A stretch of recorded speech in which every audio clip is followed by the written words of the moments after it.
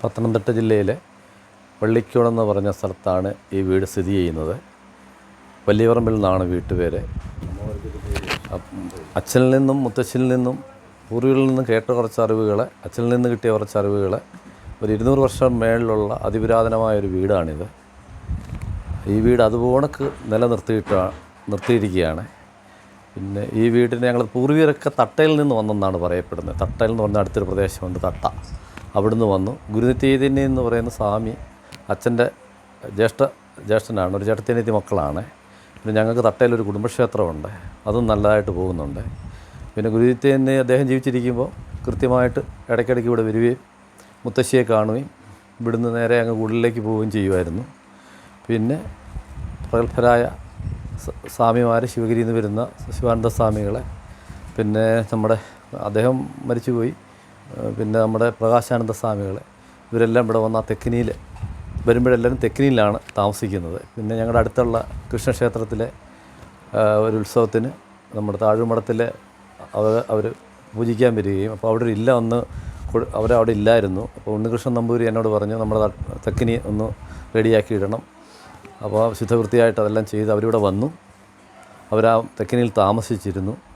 പിന്നെ ഇവിടെ അച്ഛൻ്റെ സുഹൃത്തുക്കളും എൻ്റെ സുഹൃത്തുക്കളുമായ സന്യാസിമാരും മുക്രിമാരും എല്ലാവരും ഇവിടെ വരാറുണ്ട്. അപ്പോൾ എല്ലാവരും വന്നു കഴിഞ്ഞ് പറയുന്നത് ഈ വീട് ഇതുപോലെ നിലനിർത്തണം. അപ്പോൾ അതനുസരിച്ച് ഞങ്ങളിതിൽ പ്രത്യേകിച്ചൊന്നും ചെയ്യുന്നില്ല. അത്യാവശ്യം ഇങ്ങനെ മെയിൻ്റനൻസ് പണികളൊക്കെ എന്തെങ്കിലുമൊക്കെ ചെയ്യും. പിന്നെ അറയെന്ന് പറയുന്നത് അത് 2 അറയാണ്. ഒന്ന് അന്നത്തെ കാലത്ത് എനിക്കൊന്ന് ട്രഷറി ആയിരുന്നിരിക്കാം. പിന്നെ അതിനകത്തിൽ ഇപ്പോഴും ഒരു പരമ്പരാഗതമായിട്ട് മുത്തശ്ശിയിൽ നിന്ന് എൻ്റെ അമ്മയ്ക്ക് കിട്ടി. അമ്മയിൽ നിന്നിപ്പം എൻ്റെ ഭാര്യയ്ക്ക് അതിനകത്ത് ധാന്യങ്ങൾ, കുരുമുളക്, പിന്നെ പൈസയെ, എല്ലാ ഐറ്റങ്ങളും അതിനകത്ത് ഇപ്പോഴും സൂക്ഷിച്ചിട്ടുണ്ട്. പിന്നെ പൂജാമുറിയുടെ അകത്തു കൂടാണ് ഈ നിലവർക്കുഴിയിലേക്ക് നമ്മൾ പോകുന്നത്. അവിടെ നമ്മുടെ വിശ്വാസം അനുസരിച്ച് നാഗങ്ങൾ വസിക്കുന്നതാണ് അതിനകത്തിലെ സങ്കല്പം. അതെല്ലാം തളിച്ച് എല്ലാം ഇട്ടിരിക്കുന്നു. പഴയ കാലത്തെ ഓട്, ചെമ്പ് അങ്ങനെയുള്ള സാധനങ്ങളും, പിന്നെ എൻ്റെ ചെറുപ്പത്തിൽ കൃഷി സാധനങ്ങളുണ്ട്, ചേന, കാച്ചിൽ, അങ്ങനെയുള്ള കിഴങ്ങ്, അതെല്ലാം അതിനകത്തിലായിരുന്നു സൂക്ഷിച്ചിരുന്നത്. അന്ന് കാർഷികമായിരുന്നു. ഇപ്പം കൃഷി ചെയ്യാൻ പറ്റുന്നില്ല. പിന്നെ എൻ്റെ അച്ഛൻ VP രംഗനാഥൻ, അമ്മ AK സാവുത്രി, രണ്ടുപേരും റിട്ടയർഡ് അധ്യാപകരാണ്. എൻ്റെ ബ്രദർ ഒരാളുണ്ട്, ഡോക്ടർ VR ബാനർജി. ചേട്ടത്തിയും വത്സല ചേട്ടത്തി, അവർ പത്തനംതിട്ട താമസിക്കുന്നു. ഞാനാണ് കർമ്മം കൊണ്ട് ഇവിടെ ഇത് അച്ഛനിൽ നിന്ന് പറയുന്നത് കേൾക്കാം. ഞങ്ങളൊരു 8 തലമുറയായി ഈ വീട്ടിലെ. അപ്പം കൂടുതലും സ്ത്രീകളായിരുന്നു ഇതിൻ്റെ അവകാശികൾ. എൻ്റെ ഓർമ്മയിൽ മുത്തശ്ശനും അച്ഛനുമേ ഉള്ളൂ ഇതിന് അവകാശികളായിട്ട് ഇങ്ങനെ താമസിച്ചിരുന്നത്. അതെനിക്ക് നല്ല ഓർമ്മയാണ്. അപ്പോൾ അടുത്തൊരു തലമുറ വരുമ്പോൾ എനിക്ക് 2 മക്കളാണ്. അതിൽ ഒരാൾ സെറ്റിൽ ചെയ്യുമെന്ന് വിചാരിക്കുന്നു. അപ്പോൾ അതിങ്ങനെ നിലനിർത്തണമെന്നാണ് അതിൻ്റെ ഒരു ഐതിഹ്യവും പാരമ്പര്യം. പിന്നെ നാട്ടിലെ മഹത് വ്യക്തികളും അല്ലാത്തവരും എല്ലാവരും എപ്പോഴും പഴയ വീടല്ലേ.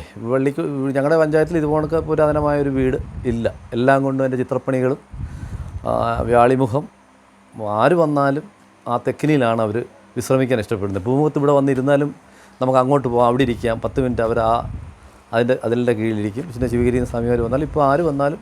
പിന്നെ എൻ്റെ സുഹൃത്ത് ജഗതി ശ്രീകുമാർ ഒരിക്കലും ഇവിടെ എന്നെ സന്ദർശിക്കാൻ ഇവിടെ വരികയും, അദ്ദേഹത്തിന് ആരോഗ്യമുള്ള സമയത്ത് പത്തനംതിട്ട ശബരിമല പോയിട്ട് വരികയും, അദ്ദേഹം ഇവിടെ നടന്ന് അങ്ങോട്ട് നോക്കി, അച്ഛനും ഉണ്ടായിരുന്നു, തെക്കിനി തന്നെ വന്നിരുന്നു. എന്നോട് പറഞ്ഞു, ഫ്രഞ്ച് സാറേ, ഇത് ഒരു കാരണവശാലും ഇത് പൊളിച്ചേക്കല്ല്, പെര വെക്കണമെങ്കിൽ നിങ്ങൾ മാറ്റി എവിടെയെങ്കിലും വെച്ചേക്കണം, അത് അതുപോലൊക്കെ നിലനിർത്തണം. പിന്നെ മള്ളിയൂർ തിരുമേനിയെ കാണാൻ പോകുമ്പോഴും ഇതിനെക്കുറിച്ചൊക്കെ പറഞ്ഞ് പുള്ളി കാര്യങ്ങളെല്ലാം എന്നോട് പറയുമായിരുന്നു. പിന്നെ അദ്ദേഹം സൂര്യകാന്തി ഭട്ടതിരിപ്പാട് ഒരിക്കൽ ഓമൽ വന്നപ്പോൾ ഇവിടെ സന്ദർശിക്കുകയും ഈ തെക്കിനിയിൽ അതുപോലെ നിലനിർത്തിക്കണം, കാര്യങ്ങളെല്ലാം അതുപോലെ നടക്കട്ടെ.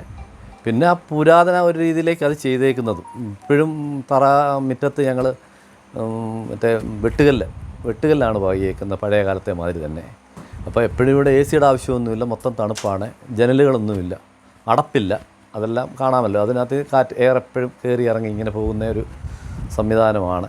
പിന്നെ അന്ന് ജോലിക്കാരും വലിയക്കാരും ഒക്കെ കണ്ടമാനം ഉണ്ടായിരുന്നു. പുതിയ വന്ന ആളുകൾ കുറവല്ലേ. അപ്പം ഞാനും എൻ്റെ ഭാര്യ ബേബി, ഞങ്ങൾ 2 പേരുമാണ് ഇവിടെ താമസിക്കുന്നത്. മക്കൾ 2 മോളാണ്. അവളുമാരെ ഒരാളെ ചെങ്ങന്നൂർ കെട്ടിച്ചു, ഒരാളെ നാരങ്ങാനം, മുത്തശ്ശൻ്റെ നാടും നാരങ്ങാനമായിരുന്നു. അദ്ദേഹം അവിടെ നിന്ന് ഇവിടെ വന്ന് സെറ്റിലായതായിരുന്നു. അങ്ങനെ എല്ലാം കൊണ്ടും അതിപുരാതനമായ ഒരു ഇതാണ് കൂടുതൽ. പിന്നെ കവികളുമൊക്കെ ഇവിടുത്തെ നമ്മുടെ കടമനിട്ട രാമകൃഷ്ണ സാറ് അച്ഛനുമായിട്ട് വന്ന് മണിക്കൂറുകളോളം തെക്കിനിക്കകത്തിലിരുന്നാണ് സംസാരിക്കുന്നത്, കവിതകളും കാര്യങ്ങളും. പിന്നെ എൻ്റെ സുഹൃത്ത് ഗിരീഷ് പുത്തഞ്ചേരി ഒരിക്കൽ ഇവിടെ വരികയും അദ്ദേഹം തെക്കിനി മാത്രമാണ് ഇരിക്കുന്നത് പാട്ട് പാടാനും. എൻ്റെ സിനിമ കല്യാണ കച്ചേരി അതുമായിട്ട് ബന്ധപ്പെട്ട് എൻ്റെ സംവിധായകരും എല്ലാം ദിവസങ്ങളോളം അവിടെ ഇരിക്കുമ്പോൾ അവർക്ക് ഒരു എനർജിയാണെന്ന് പറഞ്ഞിട്ട് അവർ ലോഡ്ജുകളിൽ പോകാതെ നേരെ എൻ്റെ മുറി ഇവിടെ വരികയും അമ്മ പിന്നെ പഴയ കാലത്തെ ഇപ്പോഴും ആഹാരം ഞങ്ങളുടെ അതൊക്കെയാണ്. പഴയ കാലത്തെ ഇവിടുത്തെ പത്തനംതിട്ട മലയോരത്തെ പുഴുക്ക് അങ്ങനെയുള്ള കടും കാപ്പി അത് തന്നെ അവരത് കഴിച്ച് ഗിരീഷ് പുത്തഞ്ചേരി ഇവിടെ ഇരുന്ന് 2-3 പാട്ടുകൾ പാടുകയും എഴുതുകയും ചെയ്തു. കല്യാണക്കച്ചലിലെ പാട്ടൊക്കെ അദ്ദേഹത്തിൻ്റെ ആയിരുന്നു.